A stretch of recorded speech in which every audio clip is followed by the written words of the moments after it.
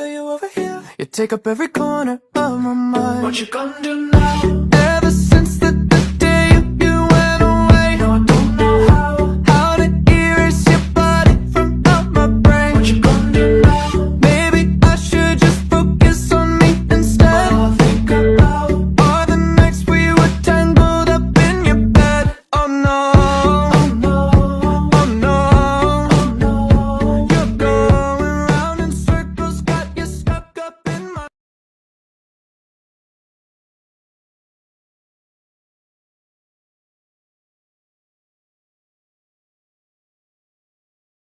Makna Pancasila sebagai dasar negara adalah Pancasila digunakan sebagai dasar oleh negara dalam mengatur pemerintahan dan penyelenggaraan negara. Implementasi Pancasila sangat penting bagi kehidupan sehari-hari. Bila kita tidak menerapkan Pancasila sebagai landasan dalam berkehidupan bersama, maka dapat menimbulkan berbagai masalah yang dapat merugikan diri sendiri maupun orang lain. Oleh karena itu, kita tidak boleh lupa untuk selalu melandaskan Pancasila dan tetap menjaga keutuhan nilai dari Pancasila itu sendiri. Jika bukan kita yang menjaga dan menerapkan nilai-nilai Pancasila, lantas siapa lagi? Sila pertama, ketuhanan yang Maha Esa, yang di dalamnya mengandung nilai ketuhanan, keagamaan, keadilan, dan kenegaraan. Penerapan dalam sila pertama Pancasila dapat dilakukan dengan menghormati setiap perbedaan yang ada, yaitu perbedaan keyakinan yang beragam antar masyarakat, membina kerukunan hidup antar masyarakat yang memiliki perbedaan agama dan keyakinan, tidak memaksakan suatu keyakinan atau agama kepada orang lain, dan menumbuhkan sikap saling toleransi antar umat beragama. Selanjutnya sila kedua, yaitu kemanusiaan yang adil dan beradab. Dalam sila ini, semua warga negara Indonesia memiliki hak yang setara dalam pemenuhan kesejahteraan. Selain itu, mereka juga memiliki kesetaraan dalam kehidupan yang layak, hak politik, hukum, dan semua hal-hal yang telah diatur dalam undang-undang tanpa melihat suku dan ras warga negara Indonesia tersebut. Selanjutnya pada sila ketiga, yaitu Persatuan Indonesia. Dalam sila ketiga ini, semua warga negara Indonesia tidak boleh melakukan aksi-aksi yang dapat merenggangkan persatuan dan kesatuan negara kita, seperti melakukan tindakan terorisme, intoleransi, gerakan separatisme, dan hal-hal lain yang serupa.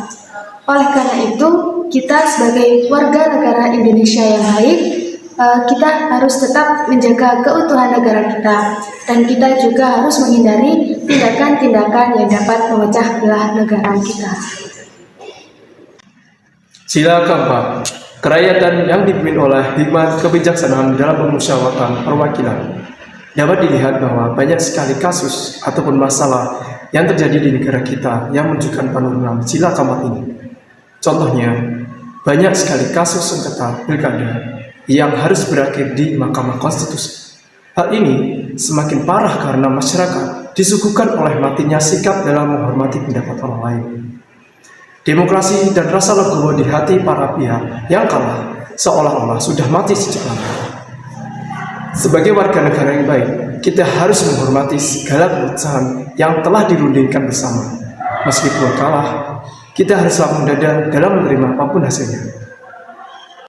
Sila kelima, keadilan sosial bagi seluruh rakyat Indonesia. Di sila kelima ini dapat dilihat bahwa tujuannya adalah agar seluruh warga negara Indonesia mendapatkan kesejahteraan dan keadilan yang merata. Seluruh rakyat Indonesia berhak mendapatkan penghidupan yang layak, penghormatan terhadap hak asasi manusia, perlindungan keamanan dan hukum yang seutuhnya, dan semua hal yang berkaitan dengan kesejahteraan warga negara. Apa yang terjadi jika Pancasila tidak dijadikan sebagai dasar negara? Apa saya boleh mewawancarai Anda sebentar? Oh iya, boleh Mbak. Mohon maaf ya mengganggu waktunya. Iya, gak apa-apa. Masnya di sini sebagai mahasiswa. Ya, sebagai mahasiswa baru, angkatan 2022. Saya akan bertanya, Mas, apa yang terjadi apabila Pancasila tidak dijadikan sebagai dasar negara Indonesia?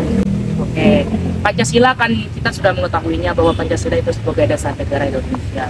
Jadi yang terjadi kemungkinan yang pertama, jika Pancasila tidak dijadikan sebagai dasar negara Indonesia, Pancasila sebagai pandangan hidup bangsa. Dimana kalau Indonesia tidak punya akan dasar negara, maka suatu negara kemungkinan akan kacau. Dimana di situ tidak punya visi, misi, tujuan, dan sebagainya. Dan yang kedua, Mbak, Pancasila itu sebagai pengatur pemerintahan suatu negara di Indonesia. Jika tidak ada Pancasila, mungkin pemerintahan di negara Indonesia ini akan kacau juga dan akan tidak teratur, tidak bersistematis. Yang ketiga, di negeri manapun kalau tidak ada suatu dasar negara, mesti akan terjadi kekacauan di mana-mana. Walaupun kayak ada bullying dan sebagainya gitu. Dan yang terakhir, negeri itu jika tidak ada Pancasila atau tidak ada sebagai dasar negaranya, akan susah untuk maju dan berkembang. Jadi tidak ada pedoman. Yang pertama, menurut kakak, apa yang terjadi apabila Pancasila tidak dijadikan sebagai dasar negara Indonesia? Bagaimana menurut kakak? Jika Pancasila tidak dijadikan sebagai dasar negara, maka akan terjadi kekacauan. Karena Pancasila itu sebagai sumber hukum yang berisi peraturan untuk menjadi pedoman bagi masyarakat. Menurut pendapat Sista, apabila Pancasila ini tidak dijadikan sebagai dasar negara, akan terjadi dengan negara Indonesia. Pastinya Pancasila sendiri memiliki tujuan atau ideologi yang mana akan diterapkan di Indonesia ini. Apabila ideologi tersebut atau Pancasila tersebut tidak terjalin dengan baik atau terlaksana dengan baik di Indonesia, maka akan terjadi perpecahan atau ketidaksatuan dan tidak keselarasan bangsa Indonesia. Mengapa mahasiswa masyarakat perlu memahami Pancasila sebagai dasar negara? Oke, untuk pertanyaan yang kedua, mengapa mahasiswa itu perlu memahami Pancasila sebagai dasar negara? Mahasiswa perlu memahami Pancasila sebagai dasar negara. Di sini kita sudah mengetahuinya bahwa Pancasila itu adalah sebagai pedoman, sebagai pengatur pemerintahan, dan sebagai kepribadian bangsa Indonesia, sebagai dasar negara Indonesia. Di mana di situ kita sebagai mahasiswa harus menjadikan Pancasila sebagai pedoman kita, seperti Al-Quran dan Sunnah. Di dalam Islam, Al-Quran dan Sunnah itu sebagai pedoman kita gitu. Jadi sebagai mahasiswa dan masyarakat harus memahaminya, biar tidak ada terjadi kayak sekarang ini banyak yang masih narkoba, bullying di mana-mana. Yang paling miris di Indonesia itu paling banyak yang namanya bullying, saling membuli. Yang hitam, yang putih membuli ke yang hitam, yang miskin membuli ke yang yang kaya membuli ke yang miskin gitu. Jadi bukan hanya sekedar tahu Pancasila, satu, ketuhanan yang Maha Esa, dua, kemanusiaan yang adil, tapi kita harus tahu apa yang ada di dalam Pancasila tersebut, kandungannya gitu, Mbak. Pertanyaan selanjutnya ya Kak, mengapa sih mahasiswa atau masyarakat itu perlu memahami Pancasila sebagai dasar negara? Karena dengan memahami Pancasila, masyarakat akan paham atas hak dan kewajiban serta memiliki rasa cinta dan nasionalisme terhadap negara. Iya Kak. Sista, mengapa sih mahasiswa atau masyarakat itu sangat memerlukan tentang pemahaman Pancasila sebagai dasar negara? Karena mahasiswa sendiri itu merupakan tonggak atau estafet penerus kepemimpinan bangsa ini. Apabila memiliki moral yang tidak sesuai dengan Pancasila atau tidak memiliki jiwa-jiwa Pancasila, maka tidak akan stabil atau tidak akan seimbang bangsa tersebut. Nah, pastinya Pancasila memiliki keoriginalan sendiri atau kepentingan sendiri atau tujuan tersendiri bagi bangsa Indonesia. Salah satunya penting untuk kita sebagai mahasiswa Indonesia untuk meneruskan tongkat estafet ke depan. Perbedaan suku, adat istiadat, ras, agama, dan budaya kala bisa menjadi penghambat Bagaimana mahasiswa masyarakat? Untuk mengatasinya, Sekarang saya akan bertanya tentang perbedaan suku, agama, ras, adat istiadat, dan budaya kadangkala bisa menjadi penghambat pengalaman Pancasila. Bagaimana cara Mas sebagai mahasiswa untuk mengatasinya? Oke. Perbedaan suku, bangsa, ras, dan agama itu adalah salah satu ciri khas yang ada di Indonesia. Mengapa saya bilang ciri khas? Karena kita tidak bisa menghindar dari perbedaan suku, agama, bangsa, dan bahasa juga, dan sebagainya. Yang pertama, yang paling dasar ya Mbak, itu harus toleransi, di mana toleransi itu tidak membeda-bedakan antara agama Kristen dengan agama Islam, agama Katolik dengan agama Buddha dan yang lainnya. Di mana di Islam juga, Islam itu jaya Mbak, perlu diketahui ya teman-teman, bahwasanya Islam itu jaya karena toleransinya, tolong menolongnya pada masa Ali bin Abi Thalib dulu gitu Mbak. Jadi kita sebagai mahasiswa mengatasinya yang paling terpenting, yang paling terdasar itu menghargai satu sama lain.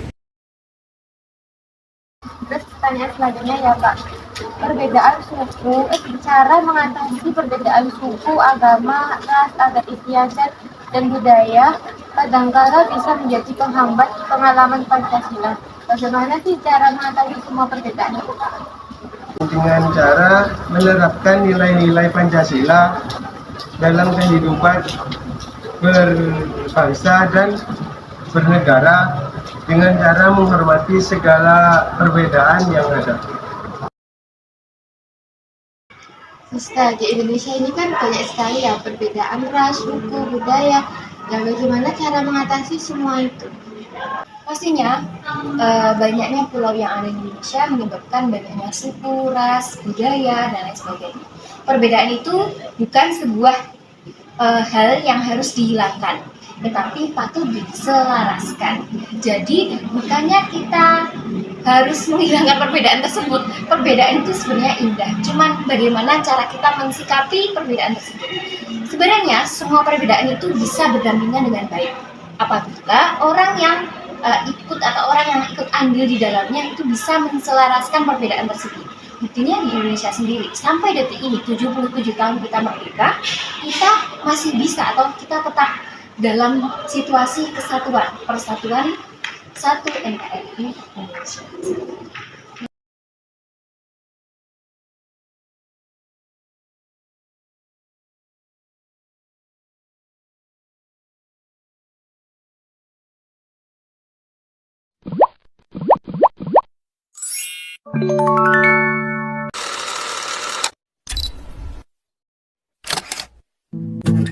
We keep this love in a photograph. We made these memories for ourselves, where our eyes are never closing, hearts are never broken, and time's forever frozen still. So you can keep me inside the pocket of your ripped jeans, holding me closer till our eyes meet. You won't ever be alone.